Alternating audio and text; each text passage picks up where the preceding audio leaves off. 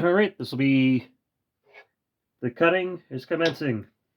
And like I said, this is a brand new blade, so I might have to adjust it a bit, but I'll give it a try here. I think I might have mentioned in one of my other videos before, when I do these dragon puzzles, or actually most puzzles in general, I like to do the whole perimeter first, and then the individual pieces. On this particular one, I think what I'm going to do is kind of a couple of the smaller pieces that are going to get cut out into the waist area immediately, kind of thing. And then I'm going to cut one of the pieces itself, and then that'll allow me to determine if this blade is suited for the actual pieces. Because sometimes if the blade's a bit too big, the pieces are a bit too loose, and the same thing if it's too fine and there's any deviation in the blade, sometimes the pieces are too tight or don't fit quite. That might fit only kind of like one way kind of thing. But yeah, I'm just gonna start cutting and see how I like this blade here.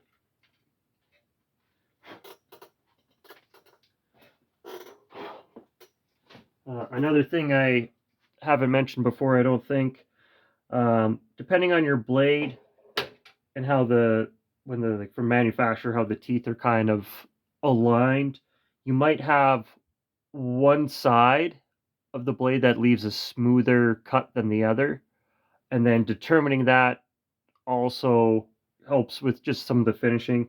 So this would have been let's see here, that would have been the left side of the blade was to the finished product, the right side was to what becomes the waist.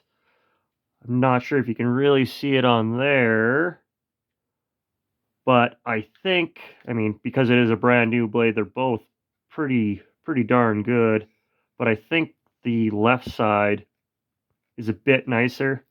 And then also the right side has left just a little bit of a burr, I guess you'll call it, left over.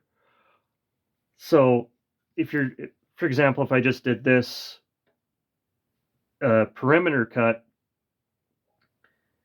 and had it all to the left side of the blade, all the waist would have that burr, and then this is all nice and smooth, and you wouldn't have to necessarily sand as much. Obviously, doing a puzzle, whatever piece you're cutting, you're going to have a left and right regardless. So that doesn't make as much difference per se, but just knowing what side of the blade leaves a better finish, as it were.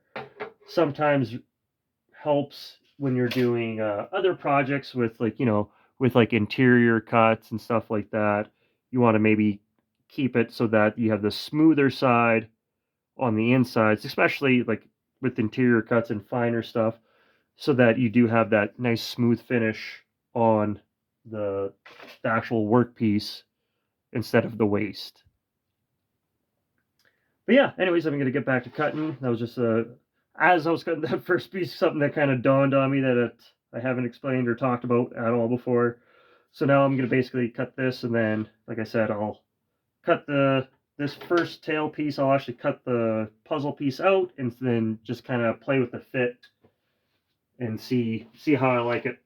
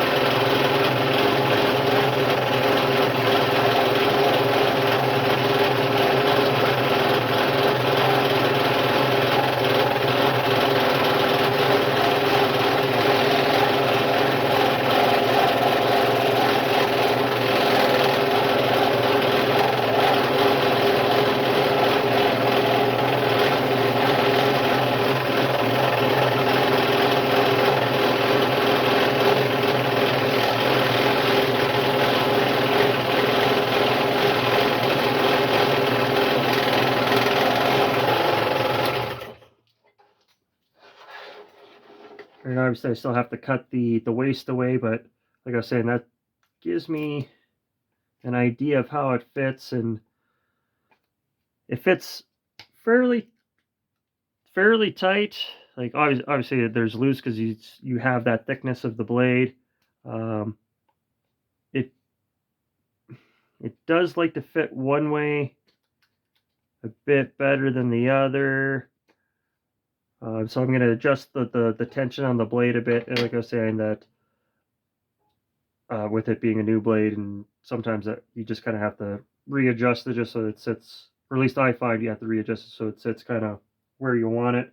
So this might be being cut at just a slight angle. That's why it fits this way, and you can see there's a bit of resistance, but then putting it back the other way, it's a lot more difficult. So I'm just going to play with this a little bit here.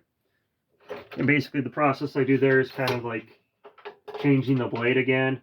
So I loosen it, make sure the blade's sitting all the way down, tighten that back up. And then here I'm also making sure that the arm is all the way down, touching that, and then tension it. And I can see how it's loosened a little bit.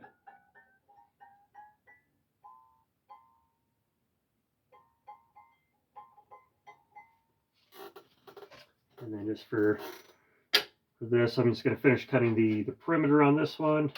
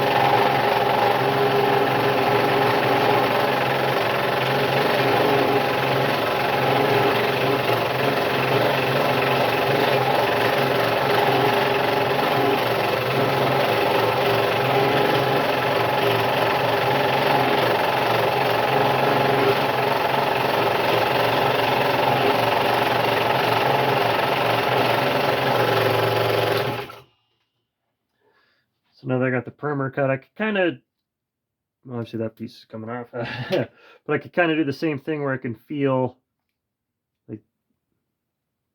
like obviously that's not an actual puzzle piece, but it fits, and I could go that way or that way. I know that looks a little bit difficult. It's just that this piece has got a lot of flex in it, but it does slide through both ways a lot better, and that blade is now holding tension a little bit. Yeah, I could even tighten a little bit. There we go. So I think some of that is just with the new blade when it warms up, and it might just kind of, maybe you'll call it stretch a little bit. I don't know if that's actually what's happening per se, but it does seem like uh, it wasn't as tight as it was when I first put it in. But when I checked, everything was still set exactly where it was. So I feel that sometimes the blade just kind of maybe stretches or bends or something a little bit, and then it's not as quite as taut as it could be. But now this, like I was saying, that fits both ways a lot better. And then this one, where it fit that way really nice, and I could feel it getting tight. So then going the other way, it's almost a little too tight. So I'll probably end up lightly sanding those in the finishing process just so it does fit a bit better on this cut. From now on, it should be pretty good to go. But yeah, I'll just finish off cutting the perimeter and then all the individual pieces. You may have noticed that well, actually on this piece too, I should pull that back in. You can see there's a couple areas where there's little detail lines. Sometimes I cut those as I go, depending on the orientation. So for example, I cut it going this way because it kind of was going with the flow, but I didn't do it going that way because on the saw, when I go like that, if I were to try to make that turn, sometimes it's a little, might, dig in or something, but if I continue to do it all the way and then got the offcut piece, now I can turn this back on and come back and follow the nice finish curve.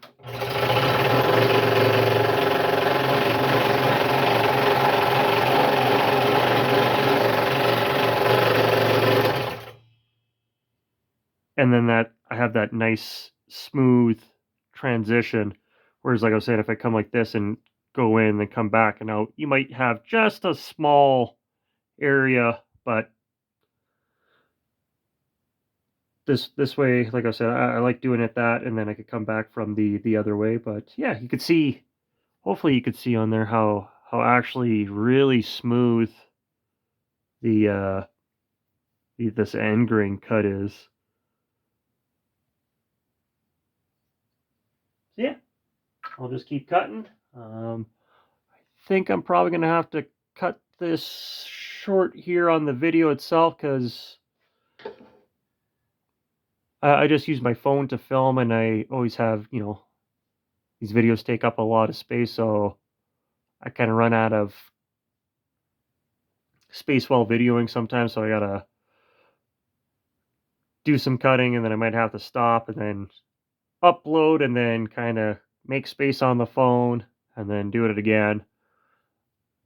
But yeah, that's gonna be it for right now. I'm actually probably gonna just keep cutting instead of stopping and doing all the uploading computer kind of stuff parts. I just want to get this cut and done. I've have other videos where you could see the whole process. This was just a little bit of a different process by me explaining, some of the blade and some of the cutting and et cetera, et cetera. But okay,